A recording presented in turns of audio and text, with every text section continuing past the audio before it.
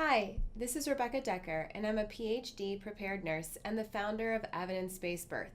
In today's Q&A video, we're going to talk about the evidence for placenta encapsulation.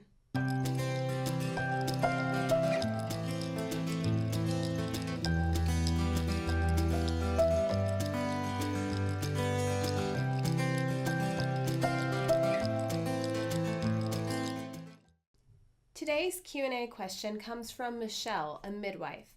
Michelle asked me, is there evidence to support the use of placenta encapsulation to prevent postpartum depression or to increase milk supply? Well, that's a great question, Michelle, and it's one I get all the time. What's the evidence for placenta encapsulation? So the placenta is your body's temporary organ that delivers nutrients and oxygen to the baby during the pregnancy, and it also removes waste for the baby. Up until recently, the only evidence we had on taking your placenta, dehydrating it, and putting it into little capsules, which we call placenta encapsulation, the only research on this came from very, very old studies. There was one very old experimental trial from 1918 and another one from the 1950s, and these were very poor quality studies and don't really give us any valid information. Many websites report that placenta encapsulation improves your milk supply, improves your mood, decreases your chance of postpartum depression or baby blues, and also maybe even increases your iron supply. However, many of these people report these benefits without giving any backing info or evidence-based info to back it up. One theory is that the placenta, if you ingest these capsules, that it has high levels of iron in the capsules, and maybe that prevents postpartum depression because sometimes iron deficiency anemia can be linked with postpartum depression in some people.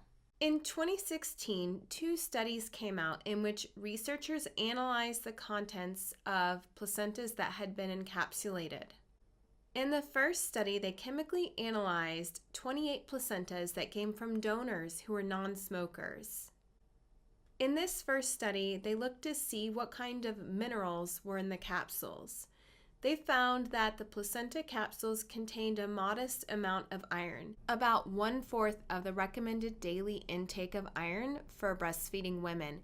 That equals to about 3 ounces of chicken liver or 3 ounces of canned sardines. It also contained trace or modest amounts of other minerals. There were no toxic levels of any elements that they looked at that could be harmful. So there didn't seem to be any toxic ingredients in the placenta capsules, which is good news. Other than iron, none of the other micronutrients reached high enough levels in order to make any kind of impact on your body. In a separate publication that used the same data set, researchers analyzed the placenta capsules for hormones. They looked for 17 hormones, and they found that there were 15 hormones that were present in all 28 of the placentas. They found hormones like progesterone, estradiol, which is a form of estrogen, cortisol, aldosterone, and testosterone. Overall, the concentrations of the hormones were relatively low, but the researchers said that the concentrations of progesterone and estradiol could reach levels that could lead to physiological effects.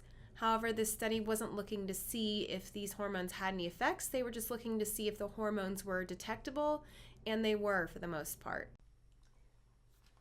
This is the Journal of Midwifery and Women's Health. It's published in the United States by the American College of Nurse Midwives. And I literally was just thinking about recording this video when this journal came in the mail, and I looked in it and I saw that there is a new study, a randomized trial all about the effects of placenta encapsulation. Now, the important thing to know about this study is it's very small. It was a pilot study, and it's part of a bigger randomized trial that's going on at the University of Nevada, Las Vegas. Researchers there are doing a large randomized placebo-controlled trial to discover if placenta encapsulation has any effect on postpartum depression or not.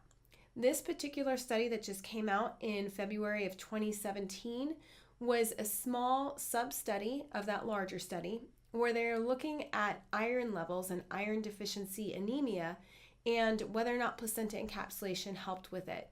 So let's find out what they discovered.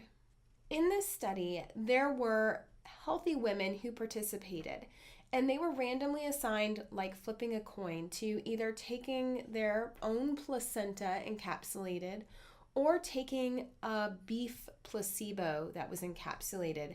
The two pills were identical looking, and it was impossible to tell the difference between the two different treatments. This was also a blinded study, meaning that the women taking the pills didn't know which kind of pills they were getting, and neither did the researchers who were administering the pills to the women. They measured the women's iron and hemoglobin levels at 36 weeks of pregnancy, and then again about 4 days after the baby was born, about 1 week after the baby was born, and between 3 and 4 weeks after the baby was born. Women were instructed to take 2 capsules 3 times a day for the first 4 days of the study, and then 2 capsules 2 times a day for days 5 through 12, and then 2 caps 1 times a day until the end of the study. The study ended between around 3 or 4 weeks postpartum. So what they found is that most of the women had a decline in their hemoglobin levels, meaning trending down towards anemia immediately after the birth around day 4. But then the hemoglobin levels went up at 1 week and at 3 to 4 weeks in both groups, whether they were taking the placebo with beef or the placenta encapsulation. Their anemia got better and their iron levels improved in both groups. Now, the study is limited because it was very small. There were only 23 women total in the study. Also, it was interesting that the researchers did analyze the contents of the placenta encapsulated pills, and they found that there was higher levels of iron in those pills. It just didn't have any effect on the women's iron levels and their hemoglobin levels. Almost all of the women were eating diets that were sufficient in iron. Maybe they would have found different results if these women had iron deficient diets where they weren't eating enough iron in their regular diet. Also, there's a bigger study coming soon, and I can't wait to see what the results are for the larger randomized trial where they look at the effects on postpartum depression. As you can imagine, it's really important for us to have evidence on this topic because placenta encapsulation is becoming more and more popular. And as this trend grows, we need real solid information about the pros and cons of placenta encapsulation. Right now, we don't know if it has any effect on postpartum depression, and if any effect that it may have may be due to the placebo effect. I look forward to updating you when more research comes out on this topic.